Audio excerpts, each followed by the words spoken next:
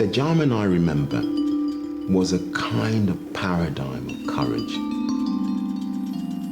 You had to experience it to believe it. Derek was extremely open and experimental and worked well with people, and I think just didn't even ignore boundaries. He didn't even really care that they existed, I think. On the one hand, on one level, really quite conventional. I mean, you know, loved all the standard upper middle class stuff that you'd find in this country, gardening and, you know, tea, but also really just out there. His roots were very much in the art world, but then, of course, he picked up a Super 8 camera and never looked back. You couldn't make films in the late 70s, early 80s and be around experimental cinema without coming across him.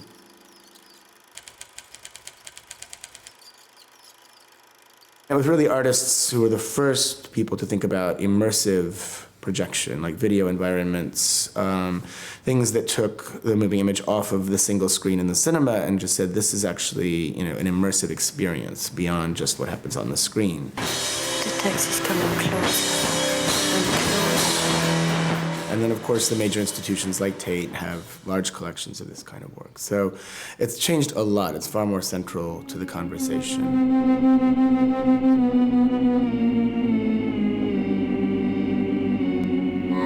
The Jarman Award is important because it does offer you a kind of snapshot. It's just saying, here's a range of interesting work that's going on in this country. Would you like to have a look?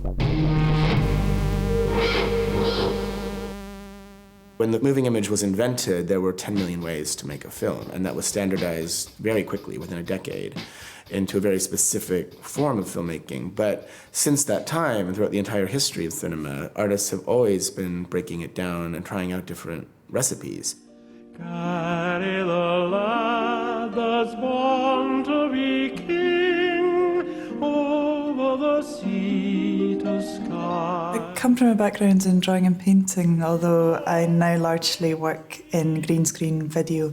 So a lot of the work I make is almost like collage within the moving image. So I make the backgrounds and then kind of composite the characters onto the backgrounds. I'm the only character in the work as well, so I create a number of different characters and costumes and kind of quite elaborate makeup. I also work usually with audio taken from films or TV interviews or a number of different sources. It contains the most exquisite illuminations, and it is these that speak to us most movingly.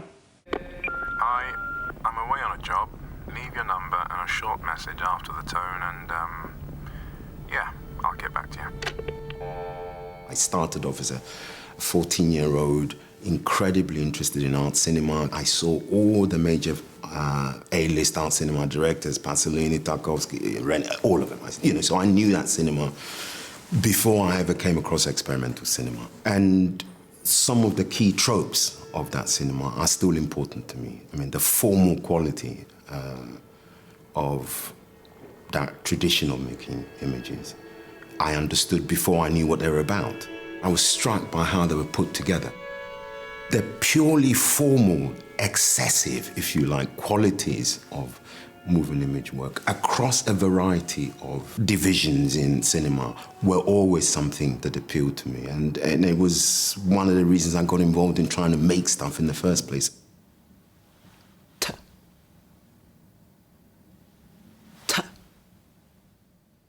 Context is really important to us. Nah.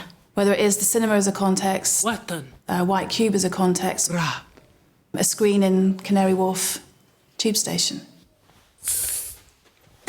Narrative's important, but in terms of the kind of films and videos and works that we make, I think it has a minority place, doesn't it? It's not central. We're working with the concept of the unreliable narrator. So whose narrative? Who's controlling the cinema? And the kind of cinema that I lean towards is the kind of filmmaking that says, you know, I'm not interested in what a camera does, I'm interested in what it is, philosophically. Like, that really excites me. Ha. Ha. Ha. to recognize specifically that the moving image has a very particular role to play in contemporary art in this country. 1, 2, 3, 4, 5. I think to really be able to zoom in on that situation and say, like, these are the artists who are really leading in this field.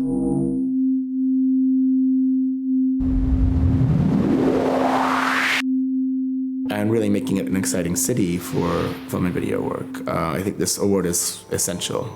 There's so few initiatives that recognize and celebrate artist film, which isn't the run-of-the-mill.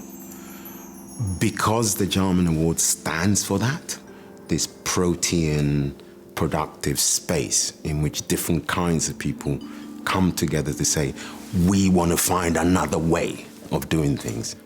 Just for that symbolic thing alone, that's important.